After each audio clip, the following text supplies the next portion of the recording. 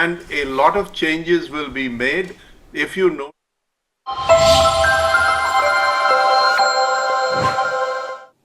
ఆ డెసిషన్ కూడా ఆగమ పండితులు డిసైడ్ చేస్తారు. నేను ఆగమ పండితుని కాదు, కానీ భక్తుడిగా నాకు కొన్ని మనోభావాలు ఉంటాయి తప్ప అదే మనకు వారు చేయాల్సిన అవసరం ఉంది. ఏదేమైనా జరిగిన సంఘటనల పట్ల నా విచారాన్ని, బాధని, ఆవేదనని, జరగరాని సంఘటన జరిగిన దానికి మరొకసారి విచారాన్ని వ్యక్తం చేస్తున్నా. అదే సమయంలో అన్ని దేవాలయాలను కూడా స్ట్రీమ్లైన్ చేసి ఎక్కడ కూడా అపచారం అనేది జరగకుండా అనేక రకమైన రిఫార్మ్స్ అనేది తీసుకోవచ్చని, ఒక మాటలో చెప్పాలంటే ఇటీవల కాలంలో ప్రసాదాల దగ్గర నుంచి అన్నీ కూడా స్ట్రీమ్లైన్ చేసే సందర్భంలో వ్యక్తం చేస్తున్నా. అదే సమయంలో అన్ని దేవాలయాలను కూడా స్ట్రీమ్లైన్ చేసి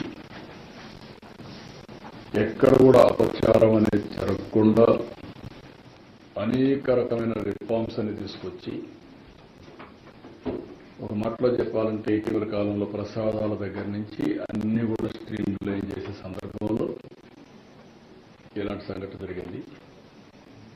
దీనికి కూడా కారణం మనం చూస్తే వెంకటేశ్వర స్వామి అంటే భక్తి పెరుగుతూ ఉంది రోజు రోజుకి.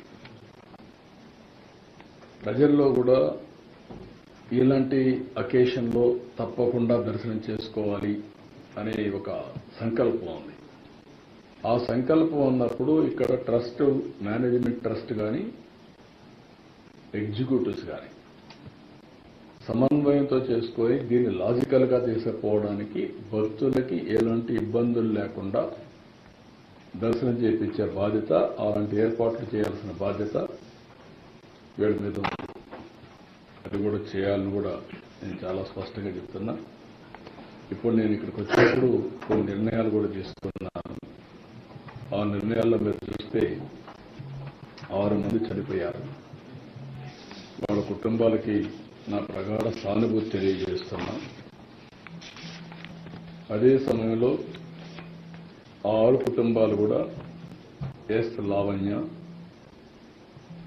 విశాఖపట్నం, శాంతి విశాఖపట్నం, బుద్ధేటి నాయుడు బాబు నర్సీపట్నం, రజని విశాఖపట్నం, నిర్మల తమిళనాడు స్టేట్ కోయంబత్తూర్, అదే మరిగా మల్లిగా వీళ్ళు మెట్టు సేలం, వీళ్ళు మొత్తం 6 మంది చనిపోయారు. వాళ్ళ కుటుంబాలకి నా ప్రగాఢ సానుభూతి తెలియజేసుకుంటూ వాళ్ళ ఆత్మకు శాంతి కలగాలని భగవంతుడిని ప్రార్థిస్తూ ఆ కుటుంబాలకు ఒక్కొక్కరికి 25 లక్షల రూపాయలు ఇమ్మీడియట్గా ఆర్థిక సహాయం టీటీడీ ద్వారా ఇస్తాం. 25 లక్షల రూపాయలు బోర్డు కూడా చెప్తున్నాను, వాళ్ళు వర్కౌట్ చేసి చేస్తారు. వాళ్ళకందరికి కూడా కాంట్రాక్ట్ ఉద్యోగం 6 మందికి 6 ఉద్యోగాలు ఇచ్చేట్టుగా ఇక్కడ కానీ తమిళనాడులో కానీ ఆ ఎంప్లాయ్మెంట్ కూడా ఇస్తారు. ఈ 2 కూడా టీటీడీ చేస్తారు.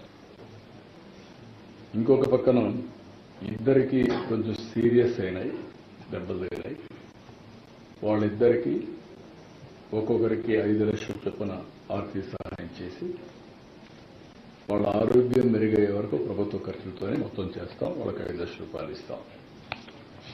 మిగిలిన వాళ్ళు దగ్గర మీరు చూస్తే ఆ ఇద్దరు కూడా తిమ్మక్క, 2 ఈశ్వరమ్మ, 33 మందికి ఇంజురీస్ అయినాయి.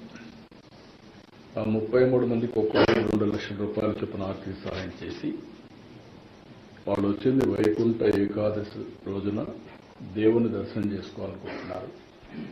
వాళ్ళ సంకల్పం చూస్తే ఈ రోజు కూడా నడవలేని పరిస్థితుల్లో కొంతమంది బాగా దెబ్బలు తగిలి కొంచెం ఇబ్బందుల్లో ఉన్న ఎట్టి పరిస్థితుల్లో రేపు మేము దర్శనం చేసుకోవాలి అనే సంకల్పం ఉంది. All right, well, Prayagraj is host to the world's largest religious gathering this year as the